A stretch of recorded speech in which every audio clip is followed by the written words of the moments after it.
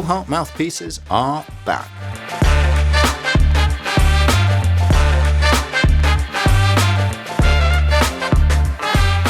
Yes, you might be wondering how on earth is this possible?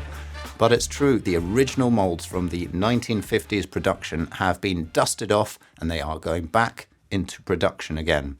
And today I have the unique opportunity to play the new Brilhart mouthpiece and compare it against one of the original 1950s production models. So in today's video, I'm going to delve into the mouthpieces in a little bit more detail, do the comparison as mentioned, and also just to give you a better point of reference, compare it against my trusted modern Meyer mouthpiece. So let's just get straight onto it and see how it sounds.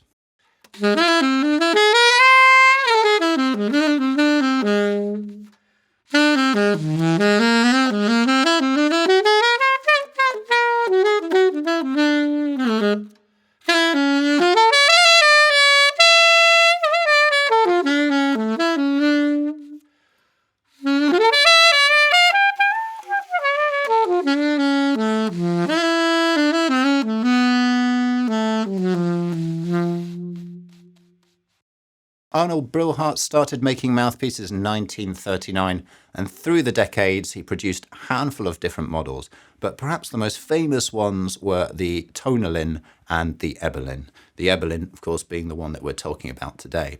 And the Ebolin is characterized by this classic, standard black look, but with this very distinctive white inlay here.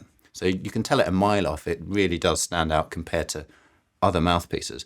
But the other one, the Tonalin, was very famous in that Charlie Parker played this mouthpiece, and it obviously had a very distinctive look, being completely white. And that one, just for clarity, is not being brought back as we speak right now.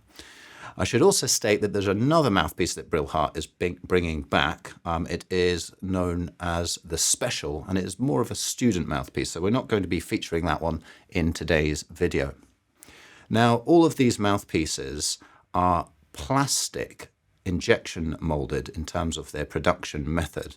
So in a sense, this gives them an ability to make them to scale at a lower price. So you're not going to see these mouthpieces on the second-hand market, for example, featuring at incredibly high prices. And this modern day version is a relatively affordable mouthpiece. Just looking at the mouthpieces in a little more detail now, you can see on this new one here, we've got the serial number along the side. On the original one, the serial number seems to be missing from there. So whether it's faded or it was never there in the first place, I'm not entirely sure. But otherwise, all of these little features like the detailing on the collar here is identical. And then just looking at the internals to sort of describe the geometry here, I would say it's got a pretty flat baffle. There's nothing crazy going on here. It's a fairly sort of even drop down from the tip point here all the way through into the inside of the mouthpiece. Hence why it's not an overly bright sound. It's quite a neutral sound, I would say. It's got fairly thick side rails. And I think perhaps if we're going to start getting into the detail of why I'm perhaps not getting the same feeling of response that I would on a modern mouthpiece, I think it would be fair to comment that some of the more responsive modern mouthpieces, I think of Jody Jazz's, for example, have very narrow side rails, and this can add to their liveliness and their response. Whereas this one is much heavier on each side rail, and it's the same on the tip rail as well. Let's get straight on with it and test this new mouthpiece and put it up against the original 1950s Ebolin Carlsbad model.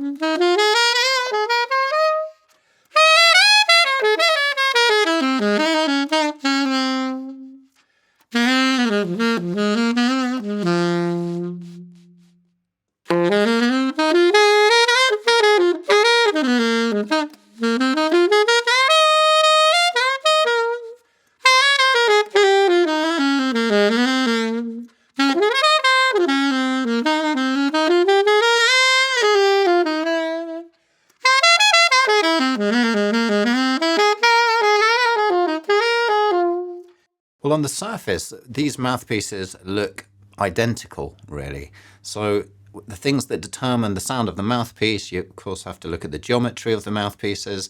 And as I just compare them, looking at them right now, they do look identical. And it's good to have this sort of proof because, of course, we have been told that they're using the original 1950s molds and then there's some hand finishing going on. So you'd like to think with that information that these mouthpieces are going to be pretty similar. Perhaps the variable factor is the hand finishing now in the 2020s compared to what was going on in the 1950s. But in terms of my reaction to how these two mouthpieces just compared back to back, I really found that the original one from the 1950s was just that bit more responsive. I found that the extreme registers were just opening out more for me, and I just had a more pleasant overall playing experience on the earlier one. With the new one, you can certainly hear it has those same tonal characteristics. And actually, to you guys, you might find that, or you might tell me that they sound identical and you can barely hear any difference. But from the player perspective, there is certainly a different feeling of playing them. You have to work a little harder on the new one. So yeah, some people might like that. They like that resistance. They like working with a mouthpiece. For me, I prefer mouthpieces that are more free-flowing and just naturally the sound just oozes out. And I'm not actually getting that with either mouthpiece, but I'm getting it slightly more with the earlier one over the modern one. Okay, now let's put it to the test against my own Meyer mouthpiece.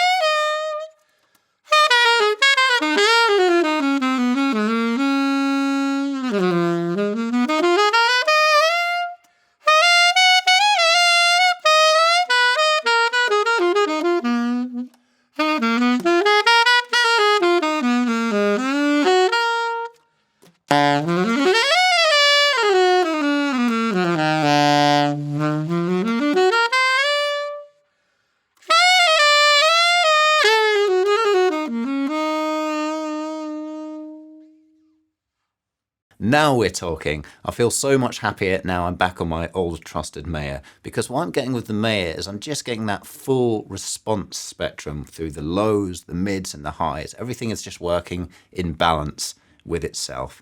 And when we go to the Brilhart, even though I can hear that there's an interesting sound and it's got a very sort of distinct characteristic of tone, it just feels like it's missing in certain areas of the kind of harmonic frequencies. And with the Meyer, it just all pops out naturally. I mean, of course, a large part of this will be I'm so used to this. I've been playing on the Meyer for years, and this is very new to me. It's just been a few days or so of work on this to try and get the best out of it. And perhaps also it's just a case of this mouthpiece isn't for me, but it might be for you guys. You might comment and tell me that you think the Brilhart sounds better and the Meyer sounds too bright. I don't know.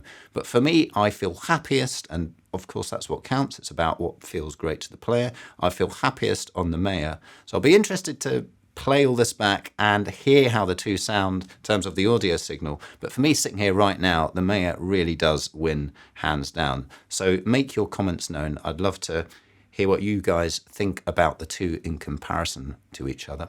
In conclusion, we have to remember and respect those great players of the past who did play on the Brilhart mouthpieces. So for example, Lester Young, he played on this particular one, the Ebolin, obviously the tenor version. Charlie Parker, he dabbled with the Ebolin, but he was famous for playing the other one, the Tonalin. But then maybe when we think about the bigger context of all of this, this is the 1950s and 70 years have passed since then, and mouthpiece making has come a long way. It's really evolved. Materials have changed. So, for example, one thing I've just briefly touched on up to now is that this mouthpiece is a plastic mouthpiece. And I think part of my struggle, perhaps, is the fact that it's made from a basic plastic material. Whereas we think of the wonderful mouthpieces that are made now, made from a rich ebonite material, a very expensive material, and it has all these wonderful resonating characteristics that this plastic perhaps just doesn't have. But back then, they didn't have the same choices. So Charlie Parker, amazing player, he could play on anything and it would sound great. But perhaps stick him into the 2020s, he may well be playing a different mouthpiece now. I'm sure he would. And then just maybe thinking of another modern day player who I've always loved the sound of, Maceo Parker. Wonderful sound. He plays this mouthpiece, and I can hear that Maceo tone in the mouthpiece. I can hear how he does it, but again, it's all player led. You get a great player, they work with the mouthpiece, they can make it sound great. And just a final comment on this mouthpiece. I've been using my standard D'Addario Select Jazz mouthpiece, reed, and perhaps it is worth considering really taking your time to get the right setup here. You can't just shove on your normal reed and expect it to work. I suspect anyway, that it is a very reed temperamental mouthpiece, and when you get it right and spend some time with it, you will get the best out of it. But in the meantime, that's my thoughts on the new Brilhart Ebolin mouthpiece. Come and check it out, see what you guys think. Perhaps you might have a better reaction to it than myself.